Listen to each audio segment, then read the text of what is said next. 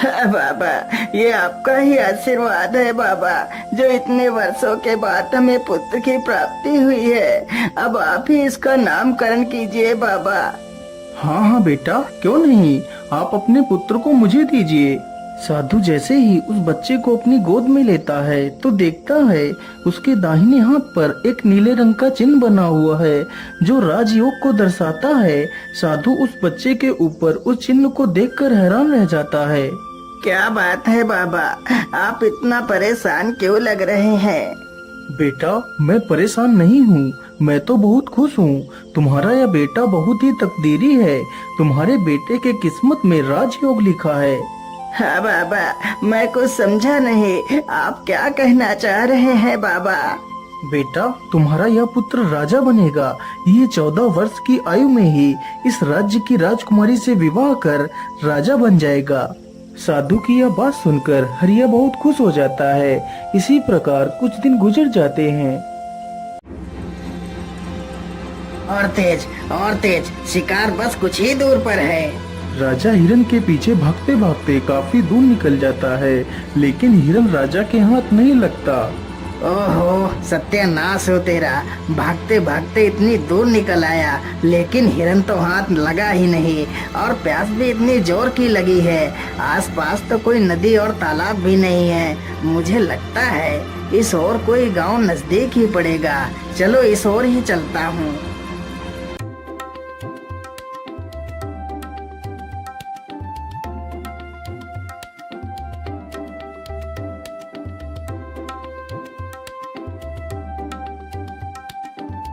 राजा चलते चलते उसी गांव में पहुंच जाता है जहां वह बच्चा पैदा हुआ था जिसका विवाह राजकुमारी से होना था।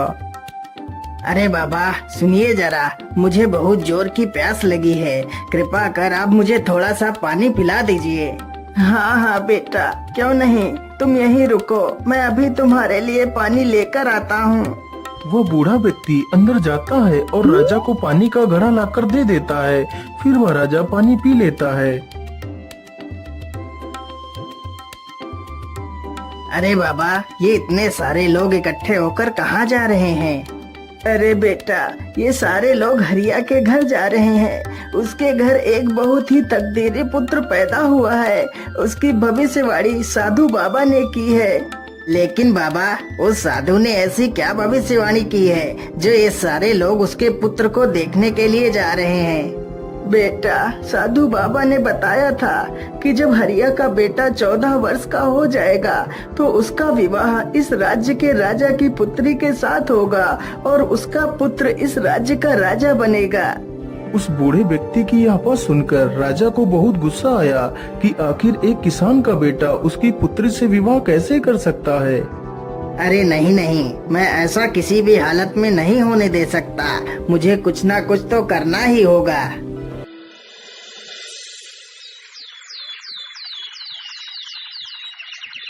राजा अगले ही दिन अपना वेश बदलता है और उसी गांव में पहुंच जाता है।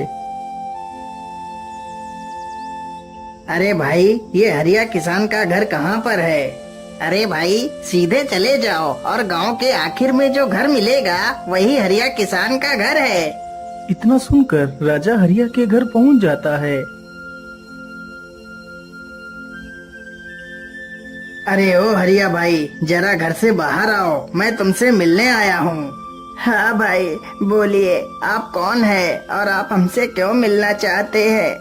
हरिया भाई, मैं सेठ करोड़ी मल हूँ। मैं हरिपुरा गांव में रहता हूँ। मैंने सुना है आपका पुत्र बहुत किस्मत वाला है, उसके किस्मत में राजयोग है। हाँ सेठ जी, आपने बिल्कुल ठीक ही सुना है। हरिया भाई, मैं तुमसे कुछ कहना चाहता हूँ। हाँ हाँ, बोलिए बोलिए सेठ जी, आप हमसे क्या कहना चाहते हैं? अरे भाई, आप अपना बच्चा मुझे दे दो, मैं इसके बदले तुम्हें ढेर सारा धन दूंगा। तुम्हारे बच्चे का पालन पोषण मैं करूंगा।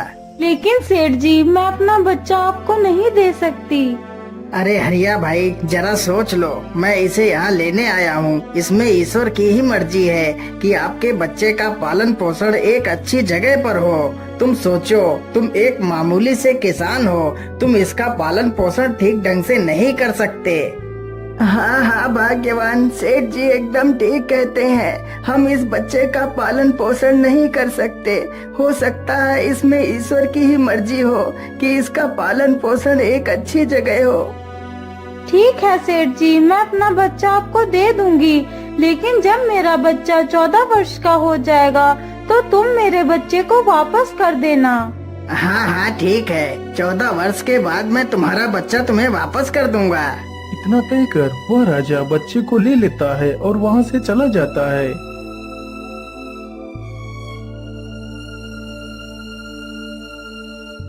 क्या करूं? इस मासूम को मारने के लिए तो मेरे हाथ उठ ही नहीं रहे हैं।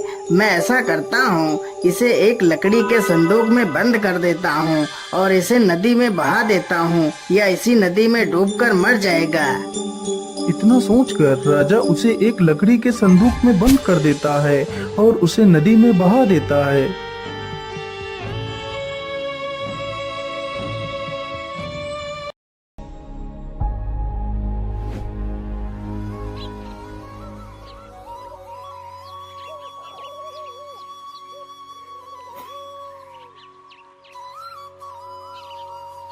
ओम सूर्य देवाय नमः। ओम सूर्य देवाय नमः। सेठ हीरालाल सूर्य को जल अर्पित कर रहा था, तभी वह संदूक बहता हुआ उसके पैरों के पास आ जाता है। अरे ये संदूक कैसा है? आखिर इस संदूक में क्या है? चलो इसे बाहर निकाल कर देखता हूँ।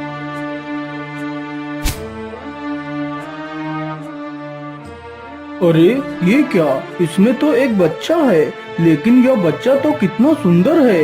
हे प्रभु, लगता है आपने मेरी सुन ली। मेरी पत्नी कब से पुत्र की कामना कर रही थी और आज आपने उसे भी पूरा कर दिया। सेठ जल्दी से उस बच्चे को उठाकर अपने घर ले जाता है और अपनी पत्नी को सारी कहानी सुनाता है। हे प्रभु, आपका बहुत बहुत धन्यवाद जो आपने मेरी इस इच्छा को भी पूरा कर दिया। इसी प्रकार धीरे धीरे 14 वर्ष गुजर जाते हैं। सेठ ने उस लड़के का नाम सूरज रखा। सूरज अब पूरे 14 वर्ष का हो चुका था। वाह सूरज वाह, तुम तो कितने बुद्धिमान हो। सूरज की प्रशंसा गुरुजी कर रहे थे, तभी वहाँ से वही राजा गुजरता है जो किसी दूसरे राज्य में किसी जरूरी कार्य के लिए जा रहा था। अरे इतना सुंदर युवक मैंने आज तक नहीं देखा। आखिर यह किसका पुत्र है? वाह वाह, तुम तो वाकई में कितने बुद्धिमान हो। लेकिन तुम किसके पुत्र हो बेटा? मैं सेठ हीरालाल का पुत्र हूँ। अच्छा, ठीक है बेटा, जाओ जाओ, तुम अपना काम करो। इतना पूछकर राजा सेठ हरिदयाल के घर जाता है।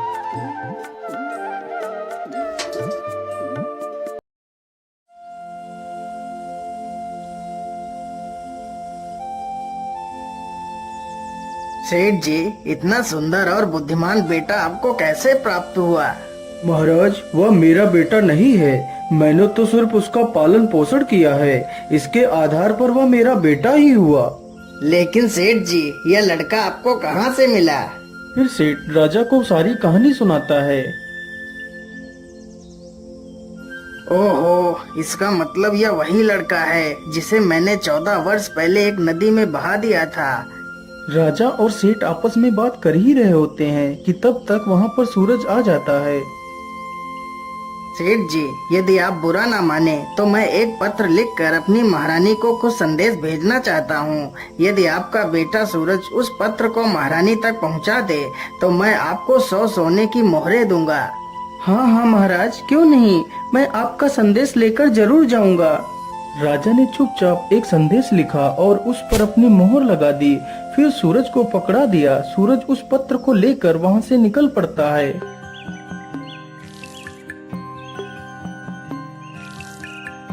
सूरज चलते चलते एक घने जंगल से गुजरता है तो वह अपना रास्ता भटक जाता है।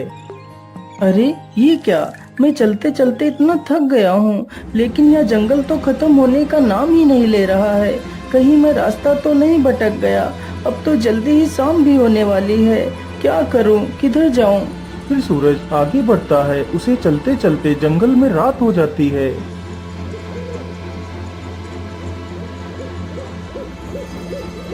अरे उधर क्या है? मुझे लगता है या तो कोई झोपड़ी है। चलो मैं आज रात इसी झोपड़ी में बिता लेता हूँ। इतना सोचकर सूरज अपने घोड़े से नीचे उतरता है और झोपड़ी के अंदर चला जाता है।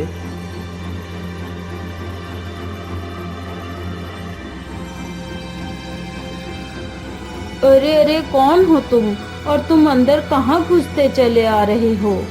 माता जी, मुझे माफ करिएगा जो मैं आपकी बिना इजाजत के अंदर चला आया। फिर सूरज उस बूढ़ी महिला को सारी कहानी बताता है। सूरज की ये सारी बातें सुनकर उस बूढ़ी महिला को सूरज पर दया आ जाती है।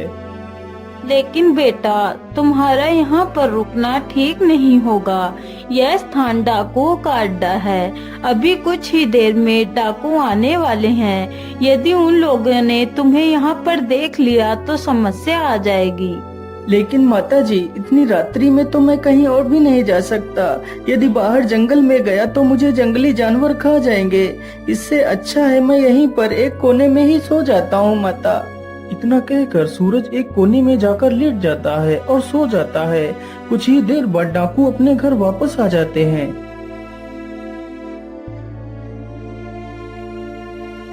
अरे यह कौन है जो इतना निडर होकर हमारे घर में सो रहा है? सरदार, यह सूरज है। बड़ा ही नेक दिल बच्चा है। फिर वह बूढ़ी महिला सारी कहानी उन डाकुओं को सुनाती है। उस डाकू ने जब यह बात सुनी तो उसे राजा की करतूतों पर संदेह हुआ। आखिर ऐसा क्या लिखा है इस संदेश में राजा ने? मुझे इस संदेश को खोलकर देखना ही होगा। वह डाकू जल्दी से उस संदेश को खोलकर देखता है। ये लड़का जैसे ही यह पत्र लेकर तुम्हारे पास पहुँचे तो इसे मरवा कर वहीं दूर कहीं दफना देना। ये कार्य मेरे आने से पहले हो जाना चाहिए। अरे राम राम राम, यह राजा तो कितना दुष्ट है। जिसके द्वारा चिट्ठी भिजवा रहा है उसी को मरवाने का आदेश भी दे रहा है।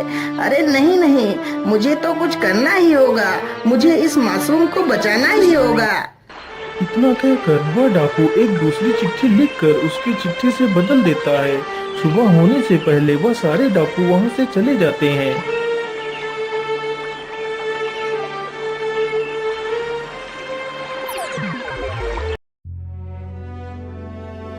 अच्छा माता जी, अब तो सुबह हो गई है। अब मैं चलता हूँ। यहाँ पर आश्रय देने के लिए आपका बहुत बहुत धन्यवाद। इतना कहकर सूरज वहाँ से निकल पड़ता है। सूरज कुछ ही देर में राजमहल में पहुँच जाता है और चिट्ठी महारानी को दे देता है। महारानी तुरंत ही उस चिट्ठी को पढ़ती है। यह लड़का बहुत ही ईमानदार और नेक दिल है। यह हमारी राजकुमारी के लायक है। इसलिए मैं चाहता हूँ हमारी राजकुमारी का विवाह इसी के साथ हो। इसलिए तुम हमारी पुत्री का विवाह इसी के साथ कर दो। यह विवाह मेरे वापस आने से पहले हो जाना चाहिए। आखिर महाराज ऐसे कैसे किसी के साथ हमारी राजकुमारी का विवाह कर सकते हैं? लेकिन इस चिट्ठी पर तो महाराज की मोहर भी लगी है। इसका मतलब यह युवक सत्य कह रहा है। इतना सोचकर महारानी ने अपनी पुत्री का विवाह सूरज के साथ कर दिया। कुछ दिनों बाद जब राजा वापस लौट कर आया तो उसे पता चला कि उसकी पुत्री का विवाह उसी युवक के साथ हो गया है। यह सुनकर राजा गुस्से से आग बबूला हो गया। नहीं नहीं महारानी जी, ये तुमने क्या कर दिया? तुम जल्दी से जाओ और मुझे वह पत्र दिखाओ जो मैंने तुम्हें भेजा था। महारानी जल्दी से राजा को वह पत्र दिखाती है तो राजा पत्र में कुछ और ही लिखा पाता है। अरे सैनिकों, जल्दी से जाओ और सूरज को हमारे सामने पेश करो। सैनिक तुरंत जाते हैं और सूरज को लेकर आ जाते हैं। अरे युवक, तुमने छल करके मेरी पुत्री से विवाह तो कर लिया, लेकिन मैं तुम्हें अपना दामाद स्वीकार नहीं करता। लेकिन महाराज, मैंने तो आपके साथ कोई छल नहीं किया है। अरे मूर्ख, तू मेरे साथ भी छल करना चाहता है, लेकिन मैं तुझे अपना दामाद स्वीकार नहीं करता। हाँ, मैं तुझे एक शर्त पर ही अपना दामाद स्वीकार कर सकता हूँ। बोलिए महाराज, आपकी क्या शर्त है? अरे युवक, यदि तुम मुझे शैतान के 2 सोने के बाल लाकर दे दो तो मैं तुम्हें अपना दामाद स्वीकार कर तुम्हें अपना सारा राज्य सौंप दूंगा। यदि बाल लेकर नहीं आए तो मैं तुम्हें फांसी पर चढ़ा दूंगा। ठीक है महाराज, मैं अपनी पूरी कोशिश करूंगा। इतना कहकर सूरज एक घोड़े पर सवार होकर वहां से निकल पड़ता है।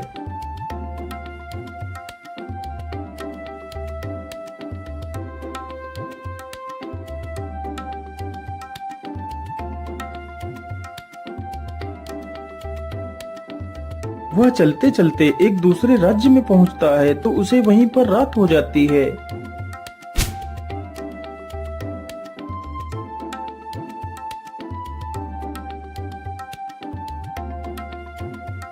अरे सैनिक भाई, मैं एक परदेशी हूँ और आज रात मैं आपके यहाँ रुकना चाहता हूँ।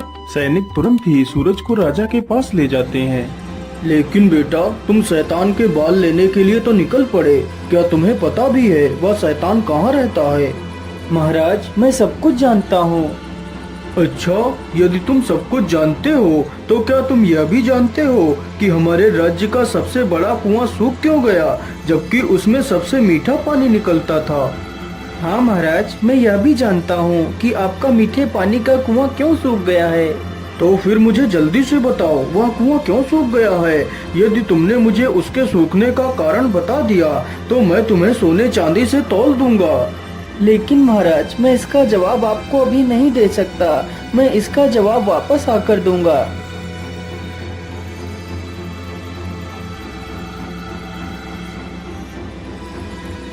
अगली सुबह सूरज वहां से आगे के लिए निकल पड़ता है।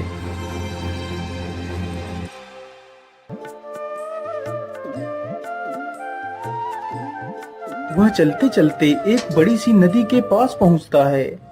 ओहो, रास्ते में तो इतनी बड़ी नदी पड़ गई है, लेकिन मैं इसे पार कैसे करूं? तभी देखता है कि एक व्यक्ति नाव लेकर उसकी तरफ चला आ रहा है।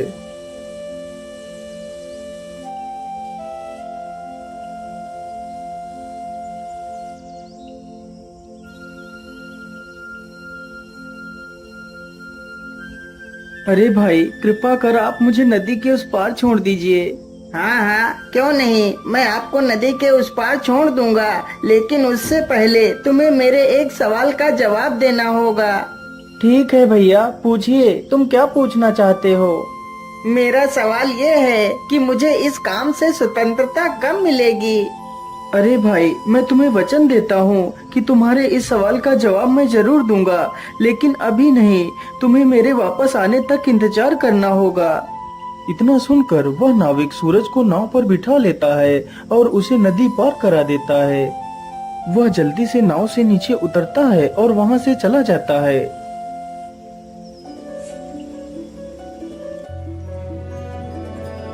सूरज चलते चलते एक गुफा के पास पहुँचता है।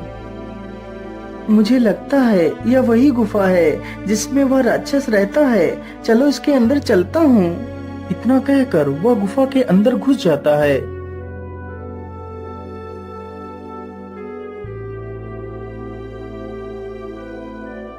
अरे, कौन हो तुम और तुम इस गुफा में क्या लेने आए हो? माता जी, मेरा नाम सूरज है। मैं बहुत परेशानी में हूँ, मेरी सहायता कीजिए माता।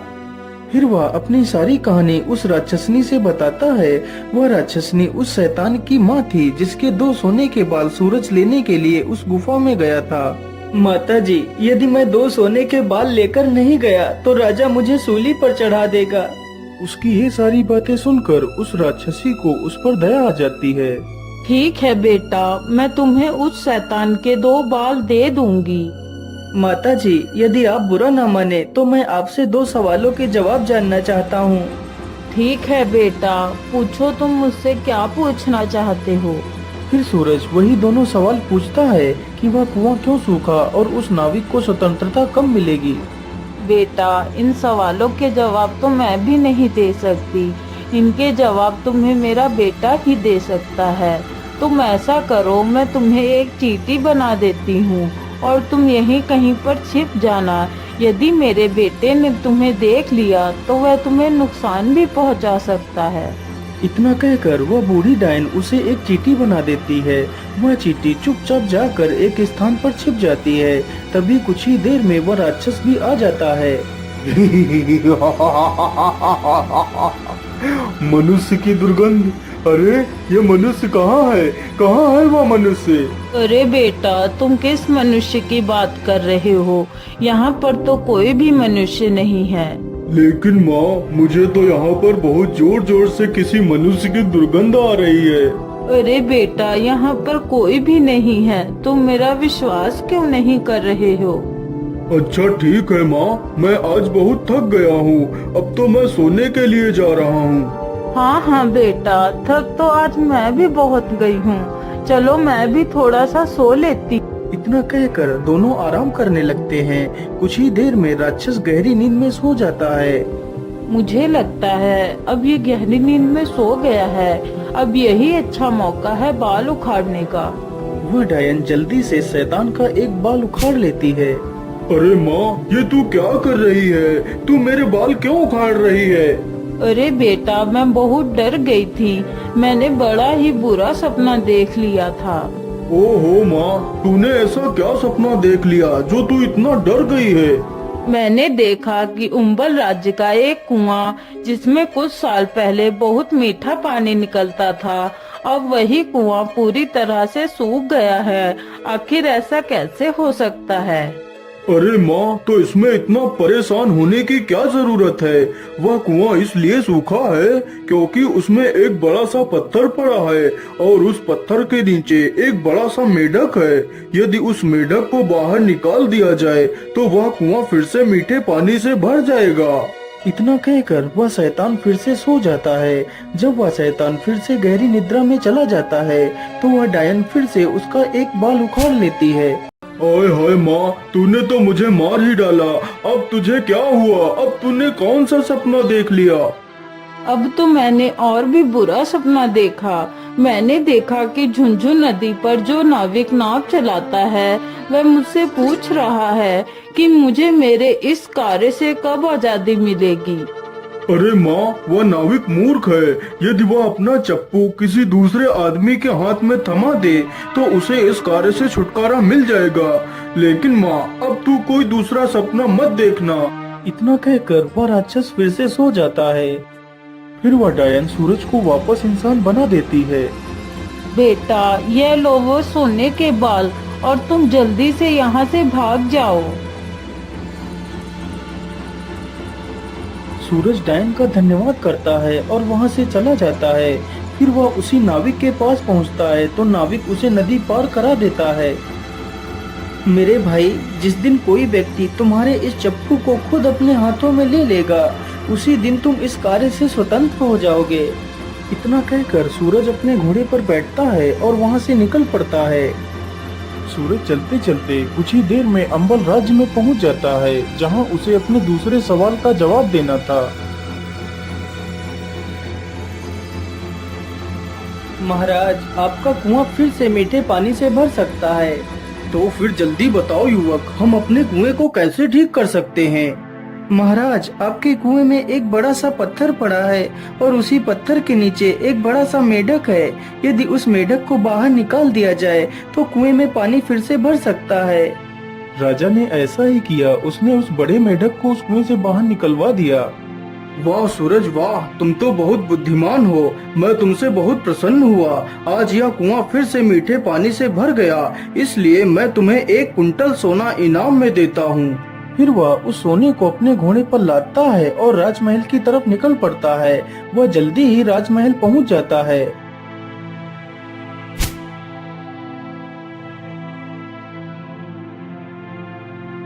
ये लीजिए महाराज, मैं आपके लिए शैतान के बाल लेकर आ गया हूँ। अच्छा अच्छा ठीक है, लेकिन तुम इन दोनों थैलों में क्या लेकर आए हो? महाराज, इसके अंदर सोना है। सूरज जल्दी से उन दोनों थैलों को राजा के सामने ही खोल देता है। इतना सारा सोना देखकर राजा हैरान हो जाता है। अरे, इतना सारा सोना! लेकिन इतना सारा सोना तुम्हें कहाँ से मिला है? महाराज, मुझे यह सारा सोना झुंझुन नदी के उस पार पहाड़ियों से मिला है। वहाँ पर बहुत सारा सोना पड़ा है। मैं जितना भी सोना वहाँ से ला सकता था उतना ही लेकर आया हूँ। अच्छा, तो क्या मैं भी वहाँ से सोना ला सकता हूँ? हाँ हाँ महाराज, क्यों नहीं। जब आप झुंझुन नदी के पास पहुंच जाना तो तुम्हें एक नाविक मिलेगा। तुम उस नाविक का चप्पू खुद लेकर नाव चलाना और नदी के उस पार निकल जाना, तभी वह सोना तुम्हें दिखाई देगा। यदि तुमने नाव स्वयं नहीं चलाई तो वह सोना तुम्हें कभी नहीं मिलेगा। इतना सुनते ही राजा के मन में लालच आ जाता है और वह तुरंत ही झुंझुन नदी पर पहुंच जाता है। अरे ओ नाविक, जल्दी से इधर आ, मुझे नदी के उस पार जाना है। इतना सुनते ही नाविक जल्दी से नाव को नदी के किनारे पर लाता है। राजा तुरंत ही उसका चप्पू खुद उठाकर नाव चलाने लगता है। तभी वह नाविक उस नाव पर से गायब हो जाता है और राजा उसी नाव का नाविक बनकर रह जाता है। उधर सूरज ही उस राज्य का राजा बन जाता है। अरे हरिया भाई, अपना बेटा मिल गया। हमारे राज्य का राजा 14 वर्ष का लड़का बना है और उसका विवाह राजकुमारी से हुआ है। इसका मतलब वही तुम्हारा पुत्र है। इतना सुनते ही हरिया और उसकी पत्नी राजमहल पहुंच जाते हैं और अपनी सारी कहानी सूरज से बता देते हैं। हाँ हाँ सूरज बेटा, यही तुम्हारे असली माता पिता हैं। तू मुझे नदी में एक लकड़ी के संदूक में मिला था। इतना सुनकर सूरज अपने माता पिता को अपने गले से लगा लेता है और उस राज्य में ही राज करने लगता है।